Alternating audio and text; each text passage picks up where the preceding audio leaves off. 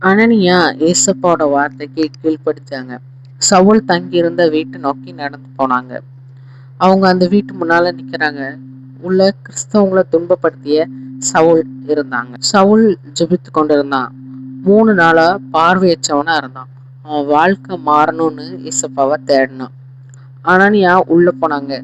ஏசப்பா சொல்றத நினைச்சிட்டு சவுல் பக்கத்துல நின்னாங்க. அனனியா சவுல் மேல கை வச்சு, சகோதரனாகிய சவுலே, நீ வந்த வழியிலே உனக்கு தரிசனமான இயேசுவாகிய கர்த்தர் நீ பார்வையடையும்படிக்கும் பரிசுத்த ஆவியால் நிரப்பப்படும்படிக்கும் என்னை அனுப்பினார் அப்படின்னு சொன்னாங்க. உடனே சவுலோட கண்ல இருந்து மீன் செதில்கள் போன்றவைகள் விழுந்தது. அவன் பார்வை அடைஞ்சு எழுந்திருந்தான். அதுக்கப்புறம் சவுல் ஞானஸ்நானம் பெற்றான். ஏசப்பாவை பின்பற்ற புதிய வாழ்க்கை சவுலுக்கு தொடங்குச்சு.